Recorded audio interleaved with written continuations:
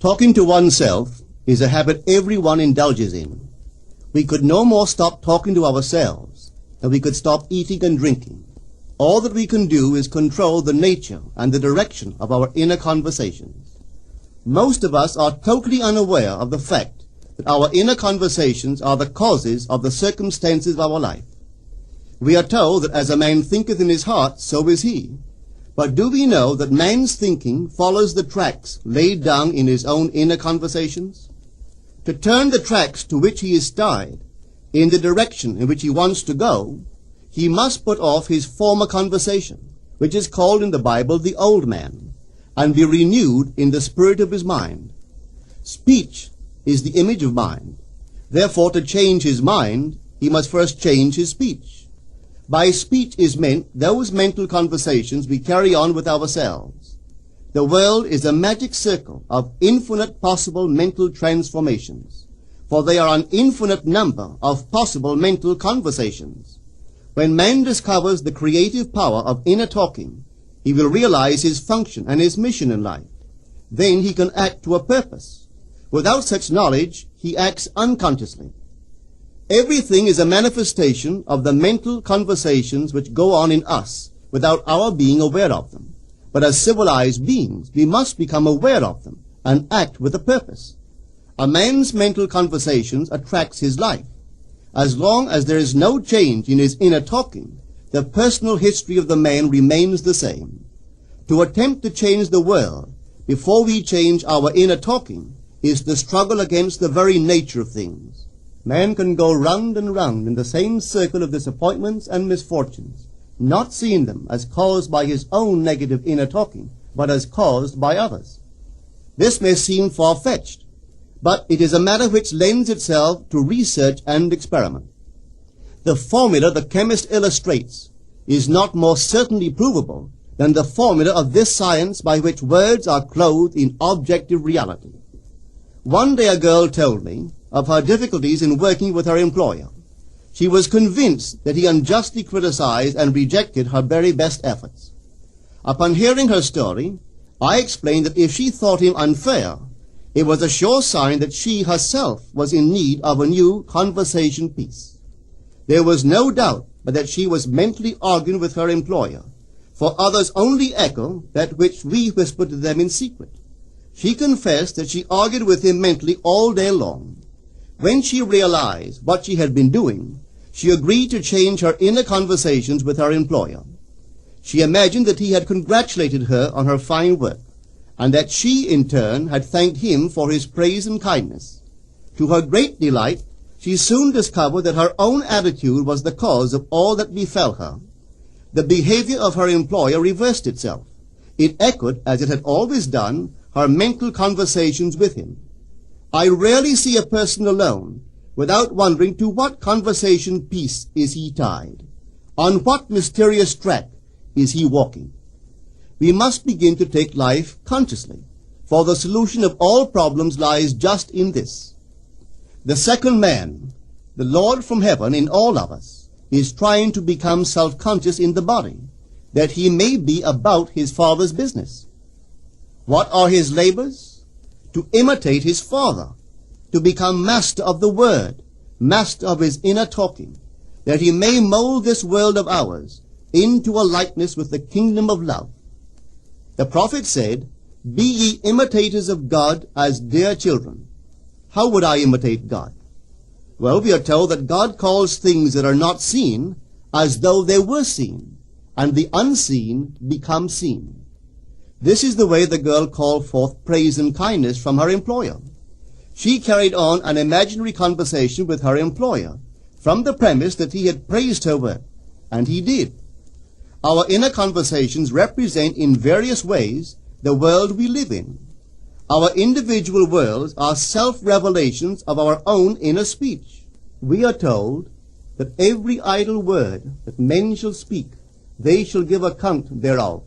For by their words they shall be justified, and by their words they shall be condemned. We abandon ourselves to negative inner talking, yet expect to retain command of life. Our present mental conversations do not recede into the past as man believes, They advanced into the future to confront us as wasted or invested words. My word, said the prophet, shall not return unto me void, but it shall accomplish that which I please, and it shall prosper in all the things whereto I sent it. How would I send my word to help a friend? I would imagine that I am hearing his voice, that he is physically present, that my hand is on him. I would then congratulate him on his good fortune, tell him that I have never seen him look better. I would listen as though I heard him. I would imagine that he is telling me he has never felt better, he has never been happier. And I would know that in this loving, knowing communion with another, a communion populous with loving thoughts and feelings, that my word was sent, and it shall not return unto me void, but it shall prosper in the thing whereto I sent it. Now is the accepted time. Now is the day of salvation. It is only what is done now that counts, even though its effects may not be visible until tomorrow. We call not aloud, but by an inner effort of intense attention. To listen attentively, as though you heard, is to create. The events and relationships of life are your word made visible. Most of us rob others of their willingness and their ability to be kind and generous by our fixed attitudes towards them. Our attitudes unfold within us in the form of mental conversations. Inner talking from premises of fulfilled desire is the way to consciously create circumstances. Our inner conversations are perpetually outpictured all around us in happenings. Therefore, what we desire to see and hear without, we must see and hear within, for the whole manifested world goes to show us what use we have made of the word. If you practice this art of controlled inner speaking, you too will know what a thrill it is to be able to say, and now I have told you before it come to pass, that when it is come to pass, ye might believe. You will be able to consciously use your imagination to transform and channel the immense creative energies of your inner speech from the mental, emotional level to the physical level. And I do not know what limits, if any, there are to such a process. What is your aim? Does your inner talking match it? It must, you know. If you would realize your aim, for as the prophet asked, can two walk together except they be agreed? And of course the answer is no, they cannot. The two who must agree are your inner conversation and the state desired. That is, what you desire to see and hear without, you must see and hear within. Every stage of man's progress is made by the conscious exercise of his imagination, matching his inner speech to his fulfilled desire. As we control our inner talking, matching it to our fulfilled desires, we can lay aside all other processes. Then we simply act by clear imagination and intention. We imagine the wish fulfilled and carry on mental conversations from that premise. The right inner speech is the speech that would be yours were you to realize your ideal. In other words, it is the speech of fulfilled desire. Now you will understand how wise the ancient was when he told us in the Hermetica, there are two gifts which God has bestowed upon man alone, and on no other mortal creature. These two are mind and speech, and the gift of mind and speech is equivalent to that of immortality. If a man uses these two gifts rightly, he will differ in nothing from the immortals. And when he quits his body, mind and speech will be his guides, and by them he will be brought into the troop of the gods and the souls that have attained to bliss. With the gift of mind and speech, you create the conditions and circumstances of life. In the beginning was the Word, and the Word was with God, and the Word was God. The Word, said Hermes, is Son, and mind is Father of the Word. They are not separate one from the other, for life is the union of word and mind. You and your inner talking or word are one. If your mind is one with your inner conversation, then to be transformed in mind is to be transformed in conversation. It was a flash of the deepest insight that taught Paul to write, put off the former conversation, the old man, which is corrupt, and be renewed in the spirit of your mind. Put on the new man. Put on the new man and be renewed in the spirit of your mind, is to change your inner conversation, for speech and mind are one. A change of speech is a change of mind. The prophet Samuel said, "The Lord spake by me, and his word was in my tongue." If the Lord's word was in the prophet's tongue, then the Lord's mouth that uttered the word must be the prophet's mind. For inner conversations originate in the mind and produce little tiny speech movements in the tongue. The prophet is telling us that the mouth of God is the mind of man, that our inner conversations are the word of God, creating life about us as we create it within ourselves. In the Bible you are told that the word is very near to you, in your mouth and in your heart, that you may do it. See, I have set before you this day life and good, death and evil, blessings and cursings. Choose life. The conditions and circumstances of life are not created by some power external to yourself. They are the conditions which result from the exercise of your freedom of choice, your freedom to choose the ideas to which you will respond.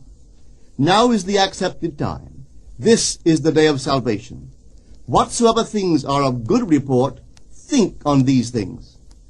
For your future will be formed by the word of God, which is your present inner talking. You create your future by your inner conversations. The worlds were framed by the word of God, that is, your inner talking. See yonder fields? The sesamum was sesamum, the corn was corn, the silence and the darkness knew. So is a man's fate born. For ends run true to origins. If you would reap success, you must plant success. The idea in your mind, which starts the whole process going, is the idea which you accept as true. This is a very important point to grasp, for truth depends upon the intensity of imagination, not upon facts. When the girl imagined that her employer was unfair, his behavior confirmed her imagination. When she changed her assumption of him, his behavior reflected the change, proving that an assumption, though false, if persisted in, will harden into fact. The mind always behaves according to the assumption with which it starts. Therefore, to experience success, we must assume that we are successful. We must live wholly on the level of the imagination itself, and it must be consciously and deliberately undertaken. It does not matter if, at the present moment, external facts deny the truth of your assumption. If you persist in your assumption, it will become a fact. Signs follow. They do not precede. To assume a new concept of yourself is to that extent to change your inner talking or word of God, and is therefore putting on the new man. Our inner talking, though unheard by others, is more productive of future conditions than all the audible promises and threats of men. Your ideal is waiting to be incarnated, but unless you yourself offer it human parentage, it is incapable of birth. You must define the person you wish to be, and then assume the feeling of your wish fulfilled, in faith that that assumption will find expression through you. The true test of religion is in its use, but men have made it a thing to defend. It is to you that the words are spoken. Blessed is she that believed, for there shall be an accomplishment of those things which are spoken unto her from the Lord. Test it, try it. Conceive yourself to be one that you want to be, and remain faithful to that conception.